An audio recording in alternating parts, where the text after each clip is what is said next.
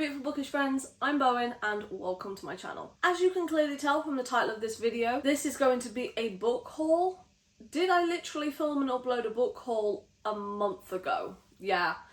Are there more books in this video than in the last one? Also, yeah. I should feel bad about it, but I'm not 100% sure that I do. So I'm going to share with you all of the books that I have purchased since my last video. The first book in this video is one I actually mentioned in my last video. I just didn't have my copy of it yet, and now I do. And that's Demon in the Wood by Leigh Bardugo and Danny Pendergast. This is the Illumicrate version and has these gorgeous purple sprayed edges. Ooh, it's pretty naked. I did not even know that. Oh, it's got one on the back as well. I didn't even know that. I've not read this one yet, but I think I'm saving all of my comics and graphic novels and everything for August, when I participate in the autumn equinox of the Aurelian Readathon. So I will be getting to this one hopefully in August, but this is a gorgeous edition of this book. The next book that I have is Too Beautiful to Break by Tessa Bailey. This is one of the books in her Romancing the Clarksons series. I read the first book in this series in April and I really enjoyed it. I always love Tessa Bailey's writing and I really can't wait to get to this one as well. I think there's still one more in the series that I need to pick up, but I think this one's book 4. I'm not 100% sure what order they go in, but I will be reading them in order when I do eventually get round to them. But this one follows Belmont and Sage, who we meet in the first book, which I think is going to be like a second chance romance. I don't really know that much about it, but I am very much looking forward to getting to this one. The next two books I'm going to be talking about together because I bought them together and they're part of the same series. These are the Illumicrate editions of Lore Olympus Volume 3 and Lore Olympus Volume 4. These are actually really fucking heavy. And I adore this series. I watched the webcomic that someone put on YouTube and they narrated it. I don't actually know how far in I got, but I think I got past this one. I'm not 100% sure, but I am so looking forward to picking up the actual physical books and getting back into this series because this is the Hades and Persephone retelling that I absolutely love. This is my favourite one and I can't wait to get back into this series. The next book I have here is a gift that I got from my friend Becca, and that's Heartless by Elsie Silver. I've been meaning to get into this series for the longest time, and she has sent me book 2 in this series. I am going to try and read them in order because it's just who I am as a person, but I am really looking forward to getting to this series, and this is the kick up the butt that I need to get into it. I don't really know that much about it, other than this series is small town and everyone loves it. This one is a nanny single dad romance and it's age gap, which is not my thing. If you've been on my channel for literally any amount of time, then you know that. But my friend Becca, she loved this and I wanted to get into this series for a while, so I am 100% going to be checking this one out. You know how sometimes you'll pick up a book based on the cover?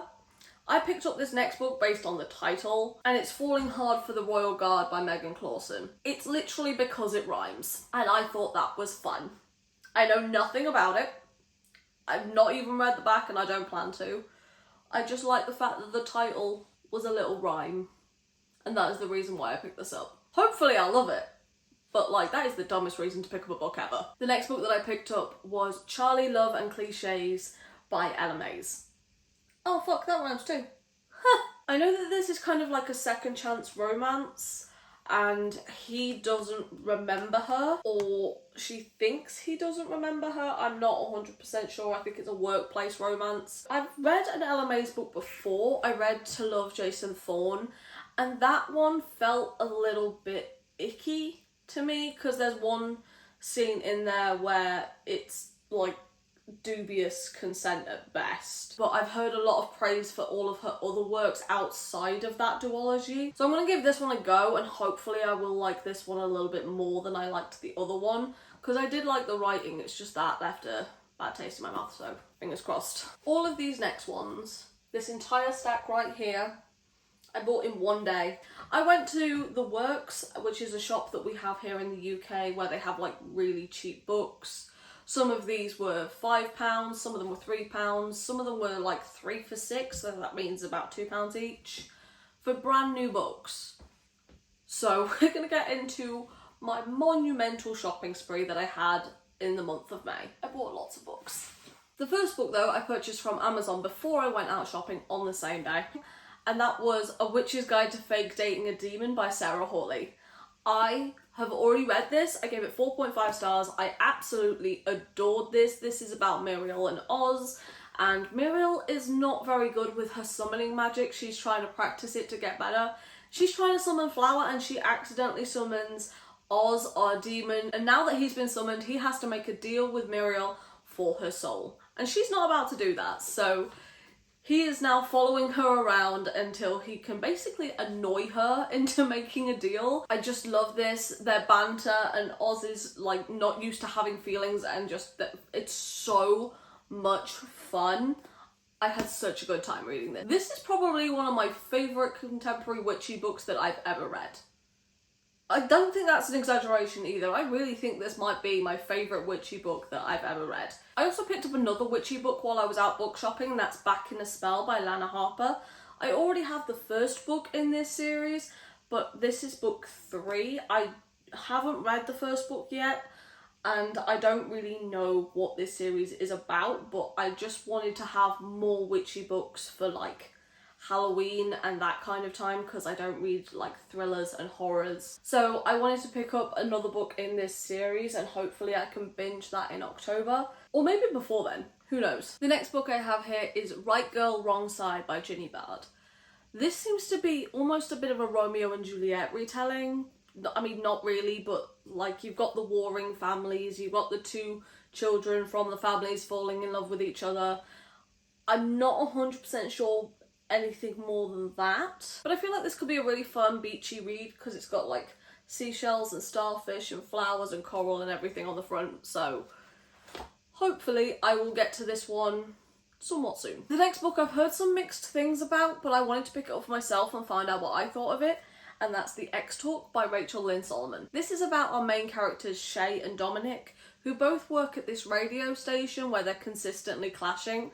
So their producer comes up with an idea to have them pretend to be exes for the new segment talk show on their radio station. Like I say, I've heard some mixed things about it, but I'm really hoping that I'm one of the people that really love this book. The next book I have here is This Is How You Fall in Love by Annika Hussain. This is a friends to lovers fake dating romance. I don't know whether or not it's adult or YA, but I love a good fake dating romance, and I've never heard of this book before, so I wanted to pick this one up and see what it was all about. The next book I have here is One Last Stop by Casey McQuiston. Just in time for Pride Month, we have a queer romance that has a little bit of a time travel aspect to it. I really hope I really do enjoy this one. I thought Red, White and Royal Blue was just okay. I'm kind of hoping that this one is better, but that doesn't seem to be the general consensus, but I know a lot of people really did love her first book.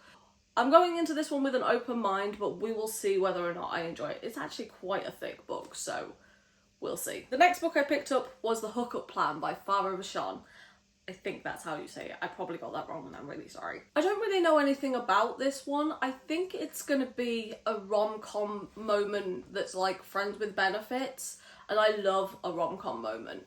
I've not really heard anyone talk about this, but hopefully I can get to it soon, and fingers crossed, really love it. The next book that I picked up is one I promised myself I wouldn't, and then I broke my own promise. And that's Loath to Love You by Ali Hazelwood. Do I have all 3 of these novellas already on my Kindle? Yeah. Do I have all 3 of these novellas on audio? Yeah. Did I need a trophy for my shelf? Apparently. Even though I rated Stuck With You and Below Zero 2 stars, and the only one that I actually liked from this bind-up is Under One Roof. But I find that Ali Hazelwood kind of has like one-note stories. Like they're all pretty much the same.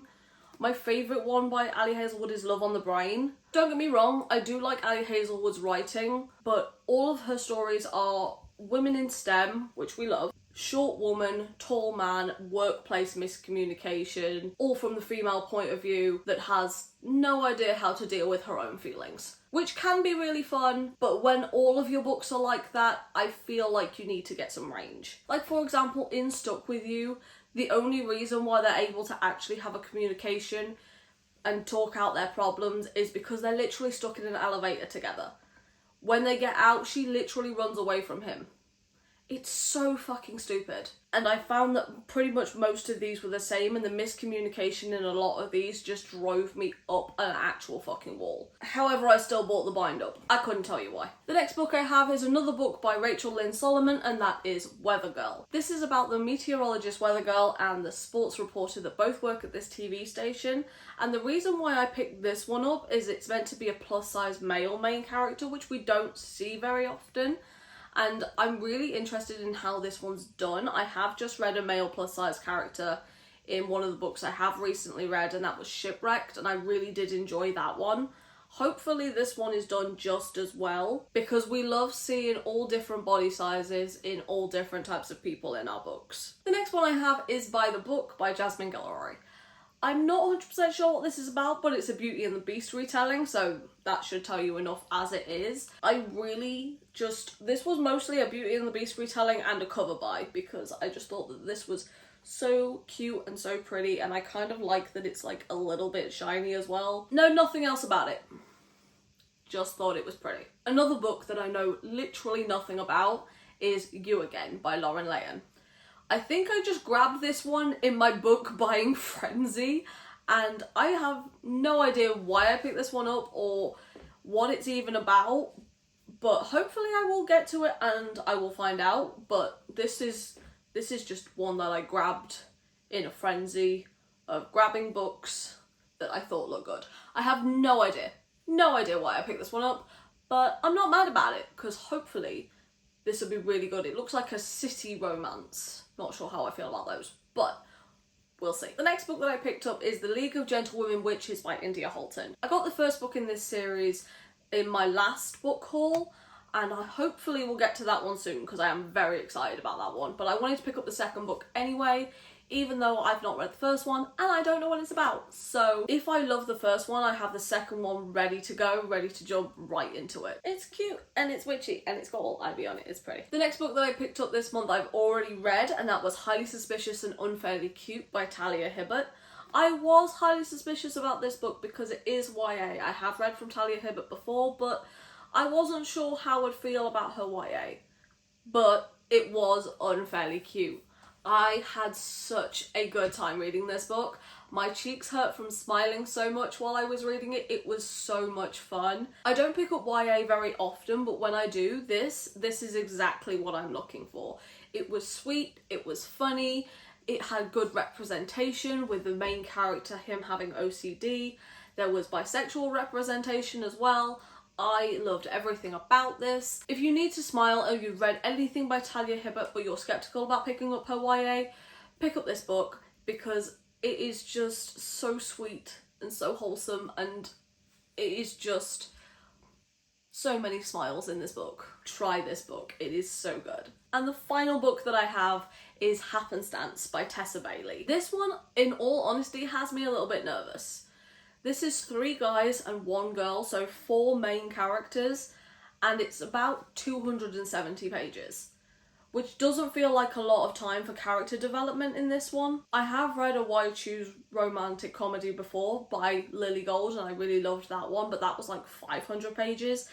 This doesn't feel like a lot of space to get to know all of the characters, but I trust in Tessa Bailey, and hopefully she will not let me down with this. I did say that I did buy a lot of books in May. Probably too many. If you got this far into the video, leave some form of magical emoji in the comments for all of the witchy books that I did buy. Either a dragon or a witch or just some magic sparkles. But for now, thank you so much for stopping by. It has been lovely having you here, and I hope to see you in another video coming very soon.